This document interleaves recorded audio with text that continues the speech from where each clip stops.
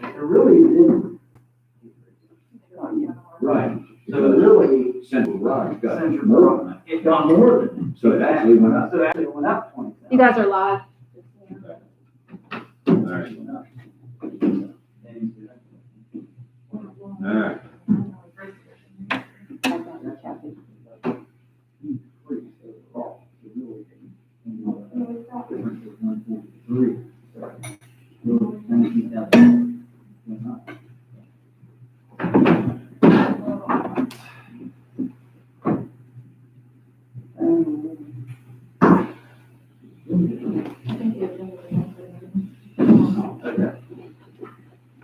Okay.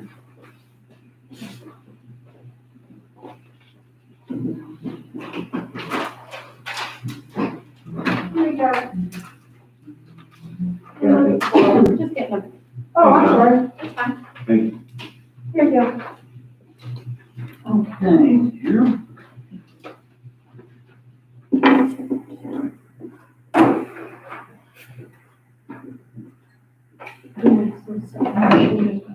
Good time. All right. Awesome.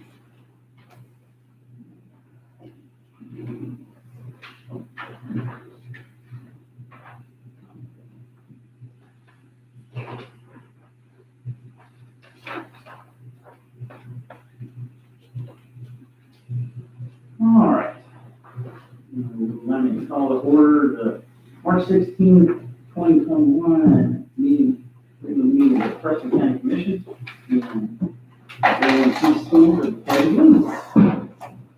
allegiance. I pledge allegiance to the flag of the United States of America and to the republic for which it stands, one nation, under God, indivisible, with liberty and justice for all. Thank you. Let the record show that all three commissioners present, Commissioner Stone, Commissioner Price, Commissioner Smith. We have nobody on the public. Recognized. Now for review of the bills. We, pay the bills that are properly inspected and approved. Second that motion. I have the motion for second to pay the bills that have been properly presented. Commissioner Price, Yes. Commissioner Stone. Yes. All right, Ms. Council, the assessor. We have a tax correction today. For 5738, duplicate errors with a circle. Okay. Motion to approve the tax correction. Make a motion to approve the tax correction for, I believe, mullet, as it is Mullet. mullet, Mullet. that has been presented as the assessor. Second. Original corner, second. to approve this tax correction. So, Commissioner Stone. Commissioner Price. Yes. Yes. Thank you. I make a motion to approve the minutes for February 16th, 23rd, 2021. Second.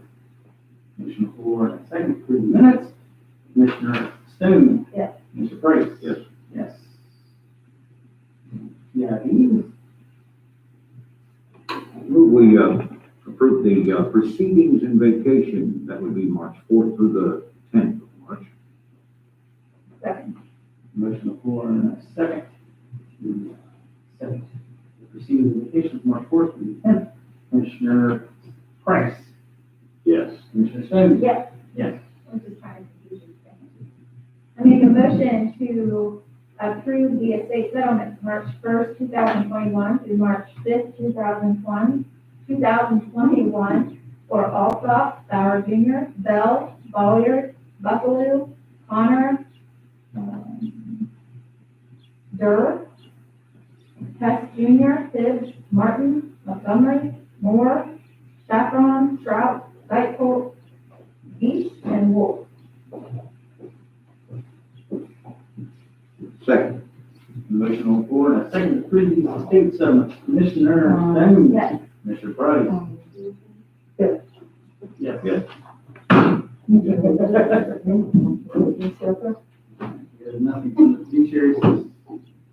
signature at this time, nothing under old business, nothing under new business.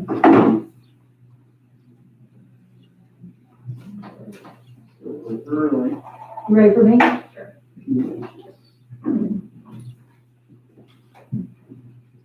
If you remember last week, I believe it was last week, that, Mr. Brandon appeared, concerning ownership of 4 Boyd salvage. I did talk with, Mr. Fox of the West Virginia Department of Transportation. I talked with the prosecuting attorney. I would like to, present for your approval a letter. Basically, it says, please let this correspondence service notice that the Preston County Commission has no objection to the change of ownership of Core Boyd salvage located approximately 0.9 miles north of West Virginia 92 on CR 33 from Francis J. Miller to Roll T. LaRue and Marjorie J. LaRue. It is the County Commission's understanding that the property mentioned above will continue to operate as a salvage yard under the LaRue's ownership, complying with all state, local, and federal regulations. We are providing this correspondence to Mr. Cox, and if you have any questions, you can call. This is addressed to Mr. Knitter and also Mrs. LaRue, who was corresponding with Mr. Cox. Right. I have talked with him. I just checked my email to make sure he didn't need anything else. So I offered this for signature, and if something happens that we're missing something, then we'll comply later. But they're in a hurry to get this. Right. The prosecutor has reviewed and think this works for you. So I'd ask that all 3 commissioners sign. Would we approve or send a letter of our approval for the transfer of ownership from Mitter to Lewis? It's actually no objection to it. No objection. No, not approval, but no objection to it. Move we approve the sending of the letter and all 3 signed for the no objection to the transfer of ownership of the salvage yard. Second. Commissioner Ford in a second. Commissioner Priest. Yes. Mr. Singleton. Yeah. Yes. All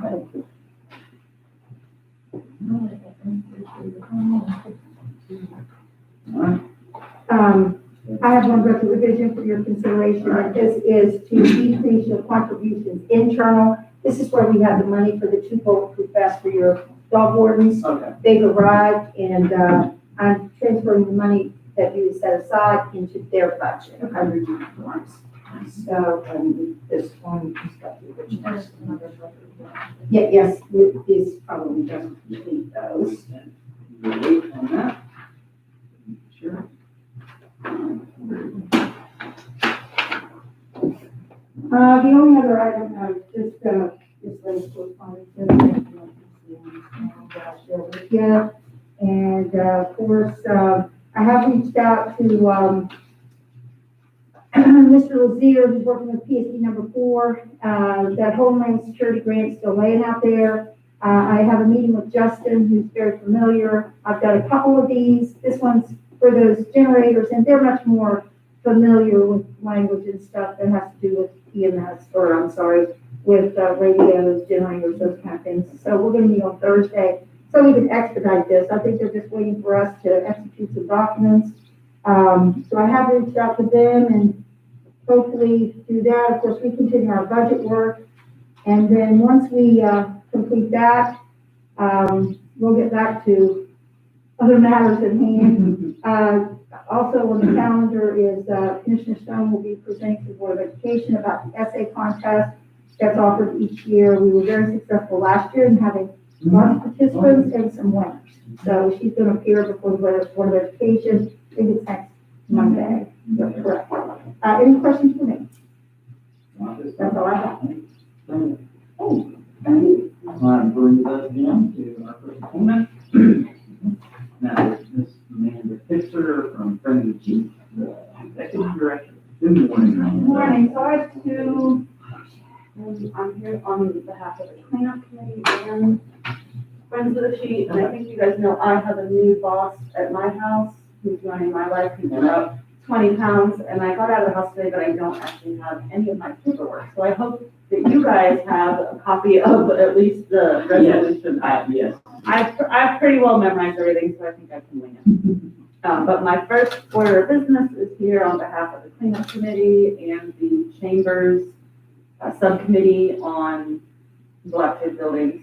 And last year, actually about a year ago, the last time I saw everybody here, we declared or proclaimed April as Cleanup Preston Month. And we are back to ask the commission to make that commitment again to help promote the cleanup of individual properties, of roadways, public lands. Last year, we did an online contest where the chamber was able to give away a couple gift certificates for people who shared photographs with the hashtag Cleanup Preston. So we're going to do that again.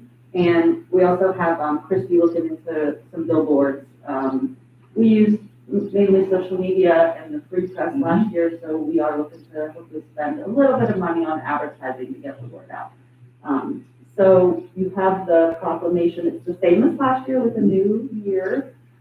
So if there's any questions or feedback, we're just thrilled that Prestonians are stepping up to the challenge and just trying to put our best foot forward in a beautiful county. I hope the municipalities will join in with some emphasis on doing that. I know that some of them have a trash collection, and I hope that they would make some provision to help the people move stuff that they can't haul themselves. And at the same time, I think that that those that are contracted to the county in different areas would participate a little bit extra in April. I think that people are not aware of the free included in the service things a lot of times to get rid of stuff. So, you know, maybe some emphasis that way. I don't know how we can maybe call them. Sure, so we'll issue a full press release, but one of the ways that folks doing cleanups or special cleanups, of course, can work with Jay and reach out to Jay. But I'm glad you mentioned that, Dave, for the towns, we have seen community cleanup days in the towns where they'll get a dumpster. No roll burns done. Right, and then the haulers also have been generous with pickups. So that's a great thing to mention, and just one thing that we can all do is just spread the word. And, we know collectively that our resources combined make the biggest difference. So when we can all pile on, that's always best. So yeah, municipalities, do it.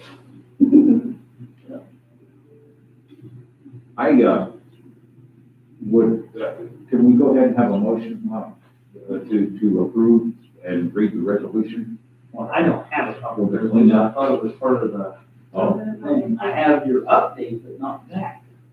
I looked at it, I would move that we don't. So what do we need? I sent it as a PDF to Angie Okay, first. I'll go get it. I can, That's all right. Yeah. That's Okay, okay. you want to do your update? I can skip I'll ahead hold that and motion. read, and we'll have a dramatic reading of the resolution, make everyone wait. Yeah, I was looking at all about is the update, not that. All right, yeah. Oh, Yeah, so Friends of the Sheet, and us switching gears slightly, Friends of the Sheet has been busy the last year. We have a lot to share, and I wrote a long update, and I got it to Angie and Kathy late last night. So I hope everyone, after we talk today, also takes some minutes to read it.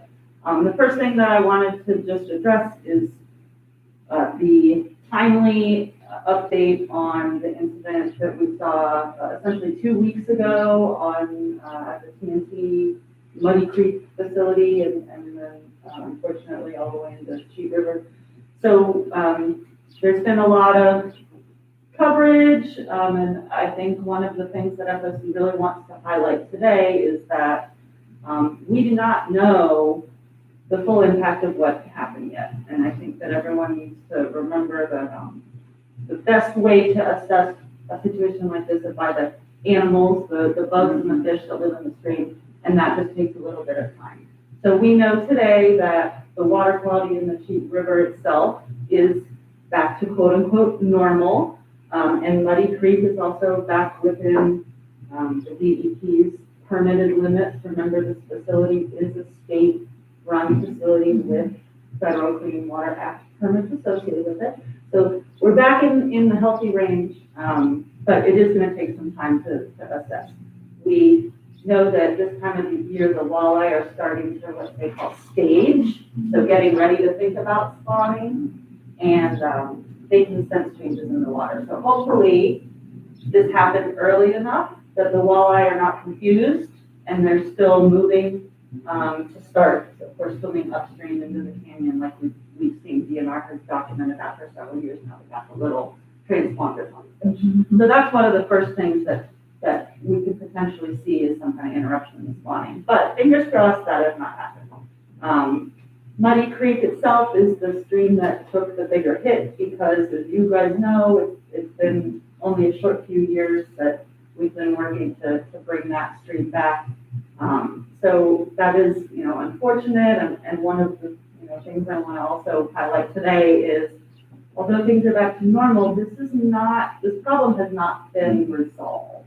Essentially, we have a Band-Aid on the, tourniquet on the wound, and every year as we see these high rain events and very wet springs, winters and springs, we're gonna have to figure out how to prevent this from happening in the future. And that's not a straightforward solution. It's a very expensive and complicated solution. And FOC is committed to not only, I keep using the word encouraging, but really pressuring the state to follow through with that promise. And I say promise, but really what we mean is their legal obligation to restore Muddy Creek. This is not just something that they promised to do, this is something that they pitched to EPA, and everything is hinging on that lower 3.2 miles of Muddy Creek. So we cannot wipe out Muddy Creek every couple of years, that's not okay.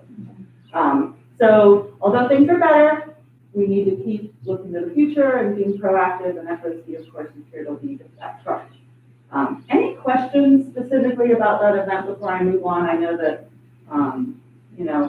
wow, just great coverage. I'm so glad, Friends of the Chief, we were able to get the drone out there so people could actually see what was going on for themselves. And it was a bit of a punch to the gut. It's kind of 2 steps forward, 1 step back. I keep joking that, it's job security, blah, blah, blah, don't quote me on that. But it's a bit of a punch to the gut, but we will recover, and we're not, of course, we're not deterred.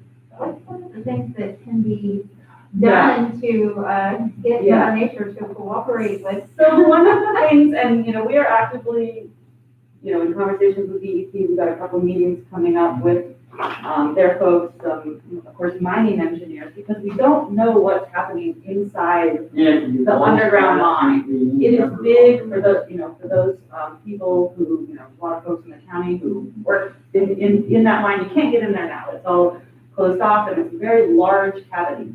So we don't really know what's happening in the mine, and we know that with increased water, that space can fill up. There's a theory that maybe the water is getting into new crevices that have not been touched before, and when it does that, it's going to erode more, right? So, like, if you've got an area that's been inundated with water for years, that's stable. But as we start getting into new crevices, that's what we might be seeing, and that's where you hear them talk about the roof collapse. That could be potentially water getting into new areas and then causing that area to fall, and that displaces water, right? If I take an ice cube, drop it into cups, the water needs to go somewhere, and that's going. Is there any safe way to enter into that mine again? I can't answer that question. I think that, they have piezometers, which are the essentially wells that go down in the mine that measure the water pressure, but I don't know if anyone can safely enter it. I'm guessing that they've closed, not guessing, I believe they've closed it up. So you cannot. I think that, it's worth any kind of technological exploration. I mean, we've invested so much money already that I don't know. We're going to keep asking all the questions. One of the other things is the state, through the treatment process, we're removing the metals, right, all the sludge. Right. That sludge right now is going back into the TNT plant. Mm-hmm. And for years, we have scratched our head and thought, you know, is there really no consequence of that over time? I mean, they've been doing this since '95. I mean, that's where it's always gone, back into the mine. And again, since we can't see it, how do we know what's, you know, maybe that's not Well, I mean, it may be impacting it. causing, I'm not just all say it's causing a problem, but it doesn't help to build displays area too. You know, so Yeah. if you put something back in there, it's going to displace water. Right. So these are all I'm hoping. great questions. I've never asked them a couple of people, I know a couple of Congress people were talking about this too, the former parliamentary chairman, last administration, federal level, what they were going to do with, as far as trying to figure out how to extract those metals, and that some of them are rare earth metals that we need. So, And I know WU's studying that. we've had, they've looked at sludge across in regards to rare earth. They have looked at some of our sludges. And again, I don't want to speak out of my lane. It's pretty technical, but there's got to be a balance between treating the water and what you get, right? And a lot of our time rating is really good. So we don't know the cost benefit right now. Right. But there are sites that we know in this area that do have rare earth metals, and that's something that particularly through the university and the state is also researching that. Because this ties into my next timely update, which is that these systems, not just the TNT plant, but all of the treatment system and reclamation work we've seen has been supported by the abandoned mine land fee. And it's been a couple of years since, this commission passed a resolution a couple of years ago just supporting the reauthorization of abandoned mine land fee. And I'm here again to bring that up because we are looking at a federal sunset of that fee. At the end of September of this year, the collection of that fee, which is against the active coal production, will stop being collected. And the reason that is important is because, as we can see just from 2 weeks ago, the work to clean up abandoned mining pollution and maintain our progress is far from done. We have $10 million mine fires burning in Newburgh. We have people who still don't have access to clean drinking water, and the abandoned mine fee pays for that. In Preston County alone, we have seen over $23 million in water lines just administered by the EDA. That doesn't include some of our other PSC projects. That's all been paid by the AMLC. So I want to just raise that issue to everybody's awareness. We do have a bill number in DC now, 1734. I think I'm not a baby brain yet if I can show it. But House Resolution 1734, it has been, lead sponsor is Congressman Cartwright out of Pennsylvania. We are seeing bipartisan support on this issue, but we do not have any West Virginia co-sponsors yet. So in your interaction with folks, we hope that you plug the support of the abandoned mine land fee. It is so important to not just the work of Friends and Chief, it's so much bigger than that. This work is jobs to local contractors, it is clean water to homes, and it is maintaining the progress that we have made. We saw last week that we can go back, and that is not acceptable. These monies are paid by the mines that are operating. It is paid by, so this is paid by the active mining across the country. So we do see states like Wyoming picking up more of the bill later, in more recent years as coal production declined. Basically, into the sins of the father.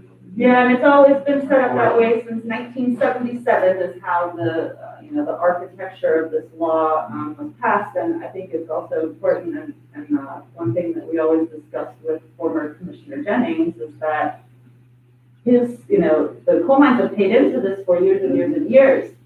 And that money should continue to be spent on what it's intended to be spent on, which is cleaning up the old sites and paying for water lines, safety, et cetera. So we hope that Congress gets their act together. There are good movements on the House side, but the Senate is still a hot mess.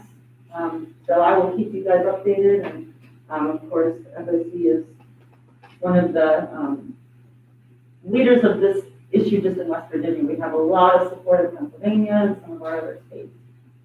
So I just wanted to share that with everyone today, and see if there's any questions or concerns from the commissioners. Devil's advocate, what's the argument against? The argument against it is that coal production is declining and that they shouldn't have to pay for it anymore. And It's an added cost to the. it's always been there. It's a percent fee. It's no change. It's not going up. It's just maintaining the status quo. The current bill extends the fee collection for 15 years.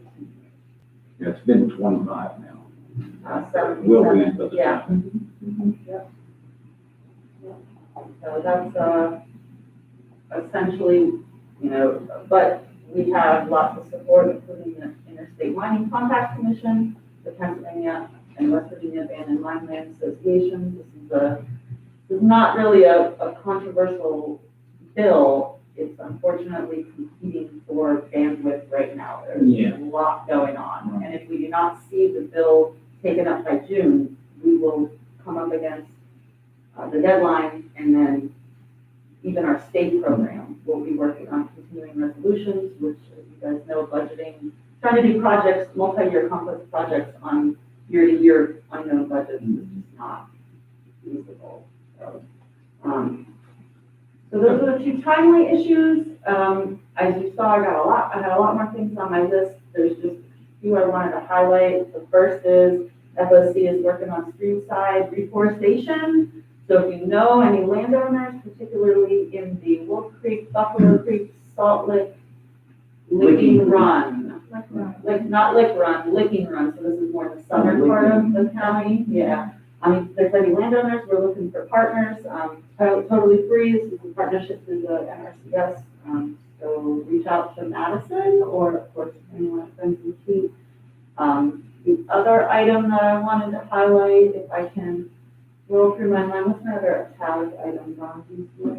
You have cheap rail trail and trail bid. You have rail trail town partnership. Oh, that's it, Trail Town Partnership Program. So Friends of the Cheat was happy, thrilled. We're actually going to give away some of our grant money.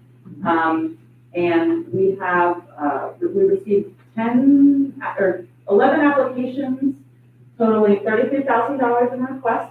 And this is all towards, this could be businesses, organizations, individuals looking to develop entrepreneurial activities, enhance their parks in the towns of Kingwood, Albrecht, Wolfsburg, and Felton. And we have projects funded in each town, and we're thrilled that we've got some eager partners. One of the things that came to light is there's a lot of interest in improved signage across the whole county. We actually did not fund our signage projects yet because we want to strategize. We want to make sure that they look similar and that they aren't, and also kind of need to pump the brakes on some stuff that isn't, the cheap rail trail isn't here yet. Right. So a lot of interest in signage, but the funded projects, and I don't want to take up too much time, but I am excited to share. In Taunton, we're working with Preston Parks on their little pocket park at the pump house. Say that That's again. fun. Pocket park at the pump house. And that's looking, we're looking at some security, mural work, cleaning up, making that area safer. In Kingwood, we're working with the Brew Society to enhance their arboretum. There's some really fabulous trees right here in town, and we've got some drone photography work. We've got a forest pathologist come in to look at the trees and help them put together a brochure and some web resources on the cool trees right here in Kingwood. In Rollsburg, we have a partnership with the park. We are investing several $1,000s in the improvement of their bathroom and concession stand, including making the door 60 inches wide, which is legal ADA, including a changing station and making that facility a little bit nicer. And then, what am I missing? Oh, and then we've got two projects that cross both Albright and Rollsburg, new signage and kiosks for the Allegheny Trail, as well as one of the most kind of unique projects, which is a co-op amongst several business leaders to do stand-up paddleboarding lessons and yoga classes. So we have several locations along the river, and these folks will work together to offer some stuff to local folks this summer. So excited about that, and we will be putting out a full press release on those projects. Only other thing I want to mention is, you guys know, second year of the Cheap Fest. We are hanging in there, but we're not eligible for the second round of PPP, unfortunately, because of really an unfair metric, in my opinion. We actually had more expenses in 2021, and there's no way that we can show a loss, even though that money just came right in and went out to contractors. So we're not able to apply again. I'm not here to ask the commission for money, which I'm sure, because I know it's that time of year, but I would love to challenge the commission to think about potentially in the future some shared services that we can maybe partner on. Things like, we have a bathroom facility down at the festival site. I don't know, do you guys have a Cintas contract? Maybe just a little bit of help with, some of your existing contracts, and I'm scratching my head and I'm kind of putting it back on you, but ways that we wouldn't essentially have to exchange funds, but we could collaborate and save some costs. So with that, if there's any questions, I've already taken up way too much of your time, but I missed you guys. It's been a year. Yes, Dave. ADA, I've had, and you and I have communicated here recently on this. I've got several people who have contacted me over a period of time who would love to go to the river, and I think the biggest thing would be fish, but watch it, sit by it, but fish. And they just wondered if there's access any place that they could use. To my knowledge, as I told you, I do not believe there's any fully ADA accesses on the cheap. Maybe one in Parsons, but I wouldn't even go that far. Everything's going to be gravel, and the slopes are not going to be quote unquote ADA. Is there something that if somebody would want to take the chance, or somebody can help them, would be able to go to and check it out? So we got back to that guy, to the gentleman that you directed, and we encouraged him to check out the access at Riverview Lounge. Of course, there's boulders, and it's still pretty far from the lot, but he talked to Garrett, and he thought he could potentially get down there. This is certainly something that has been, and this isn't a new issue on FOC's mind, particularly Preston County's population is a little older. We're not all mountain goats. We can't all rock hop down to the river. So one of the things that we look at is ownership. We don't have a lot of control of some of those better fishing spots, better locations. So that's a place we can certainly work with the commission, and also one of the updates, the Mountaineer Trail Network, to look at liability protection for private landowners, which is essentially what comes up. People want to get to the river. We don't have a lot of public land here in Preston County to access the river, and for folks who privately own that property, there's often reservations about just letting anybody on that property. Well, everybody's afraid. Yeah. So the fest site, the Friends of the Chiefs Festival site in Albright is always open. Again, it is not, it's still grassy. There is no fishing pier, but that is a level site that folks can visit anytime on their own. And this, the one most recently, you let them know. Yeah, Garrett called them on Friday. Okay, good, that's fine. How about the park in Rollsburg? Is there some possibility that? Yeah, you can get close to the river, but that's not a great fishing location. It's all just shoal. There aren't really the pools and the drops where fish like to hang out. It's just wide and shallow. So you could get close to the river, particularly down by the softball field, where there isn't, as much brush, but, again, if you're trying to cast, yeah, Well, and the there's trees, so, it's just not the best, it's just, I mean, one of the locations that we really hope that, working to develop is potentially where the Wolfsburg Fire Department just took over the property from the town. That's an area that, we've eyeballed as a great ADA site. And, we actually have a little bit of funding, but I don't want to put them on blast because we haven't circled back with them since the property changed ownership. But again, you need the feature of the river, so it's a good place to fish, you know? You can sit there and cast all day until the sunny open river, but. Okay, well, thank you. Yeah, and as we work, I mean, one of the goals with the dam removal phase is when we remove the dam is to put in a fishing pier on River Right that would be ADA accessible, paved, a beautiful park area. What's that? That's Tell your- us about that project. I mean, we've still been chipping away. Unfortunately, right now, we're still waiting for access from First Energy. First Energy is still in conversations with the West Virginia Land Stewardship Corporation that's looking to hold that property for cleanup. First Energy wants to pass off their environmental liability. Right, that's supposed to be cleaned up over a long time.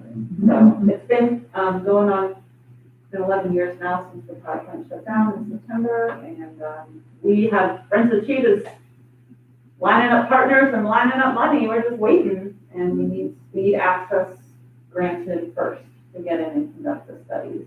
But we've got, I believe the press releases that went out a couple of weeks ago, $230,000 from the National Fish and Wildlife Foundation, another $50,000 from the Appalachian Stewardship Foundation. So we've got funds to start working on the project lined up. We just need some cooperation from the current landowner, First Energy. I don't know, they hear me. Poor Alan, he retired and everything. He's so sick of my jokes. You know. Damn. Like every time he saw me, he'd roll his eye like, hey, we're gonna do it though. All right, any other questions? I know that was a lot and I took up a lot of your time. Appreciate it. Yeah, we need to do the proclamation. Would you have it? Would you like to read it? Thank you, Kathy. All right.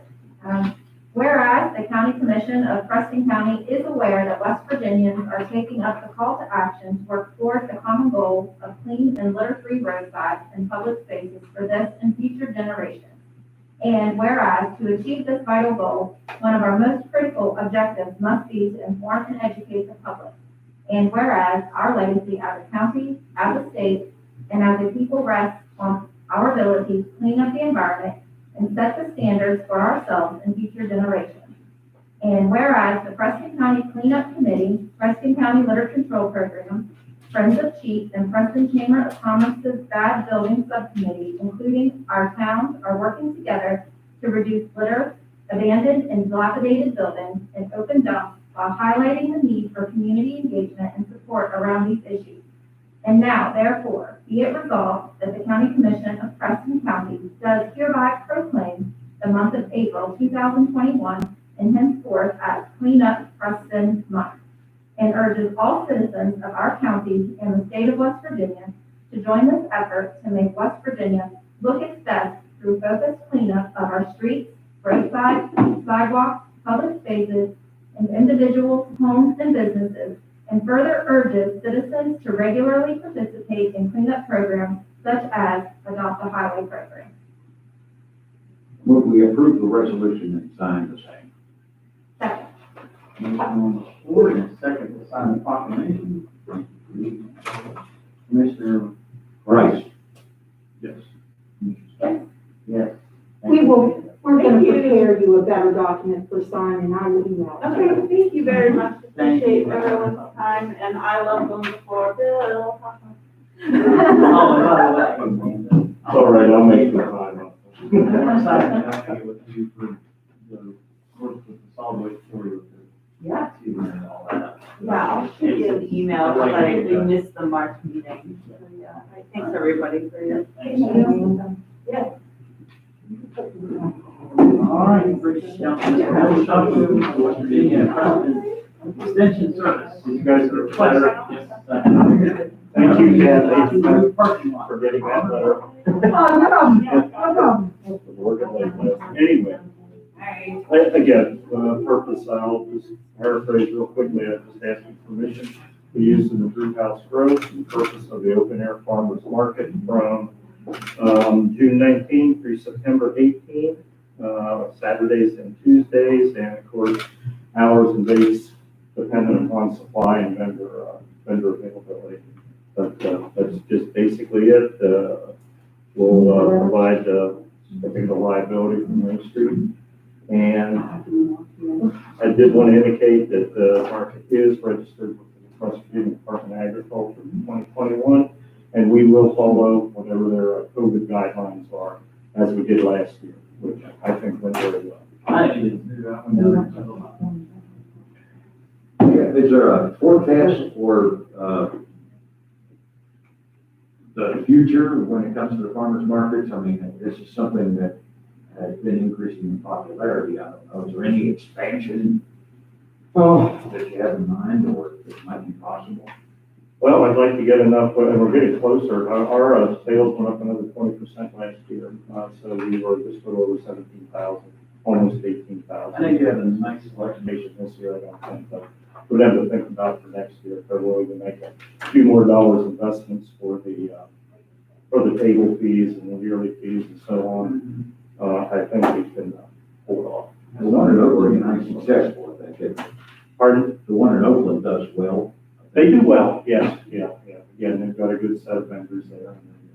Yeah, they They have a nice, door area as well, which attracts a lot. Yeah, they do have a big covered area there, and yeah, I went to a couple of facilities. I'm like, just to see, we had one. Is that what you need? Do what? Is that what you need to make it continue? I don't think so. I don't know that you need to be covered. I mean, that's helpful. They covered the one in Morgantown, and, they raised a couple $100,000 to put that up. I just, it would help. Obviously, it would help. Is it needed? I'm not ready to make I'm not ready to make that jump. Most of our vendors come with pop-ups. We only got blown out one day last, it was a Tuesday. Yeah. And the thunderstorm erupted as soon as lightning hit, we beat feet. But yeah, otherwise, there were some rain days. They had their pop-ups, people continued to come, they had their umbrellas, so. Good. Well, that's a I think the excellent biggest, alternative. I think the biggest thing is you've gotten a more, a varied amount of vendors. I mean, you have meats, they have vegetables, they have microgreens, they have herbs, I mean, all kind of honey, flowers even. So, I mean, they have like a nice variety of things. I think that's the biggest thing to make it successful, is have a variety. And the other part is customers. Correct. We have a customer. Yes, David. We have always, when we did our radio conversation and everything, we always talked about the tunnels and the tunnels that might bring things to the market sooner in the year. How's that look? Well, it is looking. I bet you half of our vendors use Octon. And that's why we've moved up. We're in the middle of June. We used to be after the 4th of July, when we had our first market. So I think we're probably at that edge. And that's why I kind of push them each year to see if they want to go earlier. But generally around the mid-June is whenever they. Summer solstice. And when we have enough people that are able to make it work. It's a nice way to Tomatoes. start summer. Fresh tomatoes, that's right. All right. I make a motion to approve the use of the Drew House lawn from June 19th through September 18th for the English Farmers Market. Second. Commissioner Ford, and second to approve this request. Parking area for the farmer's market. Commissioner Stan? Yes. Commissioner Price? Yes. Yes. Thank you, Bill. Thank you very kindly. I appreciate it. Good luck with everything on that.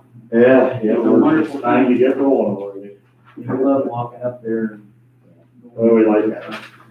And I received a postcard for the Wolfgang test, so thank you. Oh, good. Good. You coming up? I think we're bringing 5. Good. Call them so they I know. will. Yeah. Thank you. I'm a farmer. You certainly are. I didn't know that. That's exciting. Okay, I'll take your word for I it. have to know if they're good or not, because if it comes time for calving and you're not getting babies on the ground, that's your money. Yeah, exactly. Yeah, that's good. Yeah, This was not on the agenda. That's on the record. I figured anyone could do that.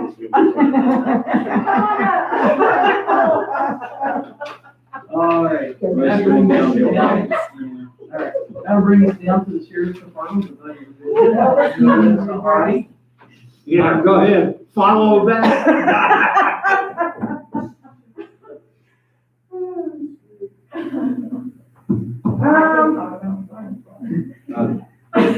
I love it that we're live too. I know, right? Yeah. There's their promo. Okay, happens everywhere. We're moving some money that we had left over in law enforcement auto supplies in the central garage. I talked to Dwayne about it, Kathy. Yeah, I understand. So we're taking what's left out of our auto supplies, putting it in the central garage for the rest of this budget year. And then, I guess, that's it. That's it, thank you. Is there any other budget revisions? I think that's my note. I make a motion to approve all budget revisions as they have been presented to the commission. Second. Commissioner Ford, second for the budget revision. Commissioner Stone? Yes. Commissioner Price? Yes. Yes. Down to miscellaneous correspondence. Commissioner? Commissioner Stone, you have anything? Friendly protection meeting this evening, 7 at the CDA office. If you have any questions, I'll call Of you. course, I'll be going to the Board of Ed to discuss with them and seek some support in working with the 8th graders in Preston County for the County Commissioners Association essay contest, as we've been doing the last couple of years. Yes. Typically, I go out into the schools and speak with the 8th graders around the county about the importance of county government, your county commission, and what we actually do. And so then they turn around and do an essay, submit an essay about how we impact their lives. It helps them to understand and get better knowledge of county government moving forward, to try to educate our young people to understand the importance of it. Commissioner Price, do you have anything? Just have a meeting coming up as I serve on the executive board with the West Virginia Insurance Risk Pool, and we'll be having a board meeting on Thursday afternoon. And that's the main thing right now for this week. Melissa, did you need something? It's pouring rain. Pouring rain, yeah. Oh, she's just waiting for the. I thought I'd come back and listen. I don't know. You just wanted to come back and talk to one. I have a, 306 planning and development, virtual meeting, tomorrow evening. And doing some like, changes in our bylaws and things like that, actually make it more conducive to the environment we're in now as far as meetings and things. So, and then, next Tuesday morning, I'm gonna remind everybody we'll be meeting a little later than that, CUV meeting at 8 o'clock, so we won't be starting until 9:30. 9:30 as opposed to 9. So just let everybody know that. So, really, that is all I have. We'll be continuing our budget work this the rest of today and meetings for tomorrow, but we're short today. Kathy, is it possible to get DJ back on the agenda for next week, just to get an update? Okay, because I know I've been getting a lot of questions about, why are we going again? Why are we going again? Yeah, no, he was planning on next week. They were doing those vaccination clinics, and they had a large one this week. I think they're gonna go back to more affordable number. Yeah, he had, Yeah, they had was on a that. they had a big number. Except I had it on the wrong time, I'll have to tell him it's Anything else for anybody? All right, if you continue our budget work today, like I said, and hopefully finish it up today, if not, we'll finish up tomorrow. That is it, and this meeting is adjourned. Thank you. Thank you.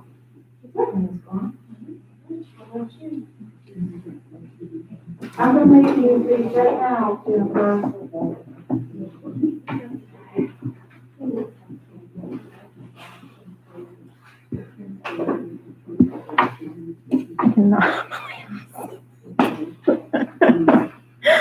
Oh, my.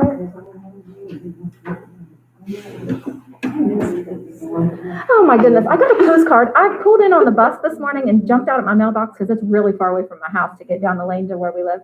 And so I jumped out and there's only one little postcard in the mailbox. And I've been asking Bill when I see him, are you guys doing that bull semen test at the stockyard? Because you just take your bulls up and there's specialists that come in, veterinarians that do semen tests. It tells you how accurate, how good, how much they can handle as far as, like if you have a young bull, you might only be able to service 5 to 7. And if you put him with 20, you're not going to get all your babies when you're supposed to.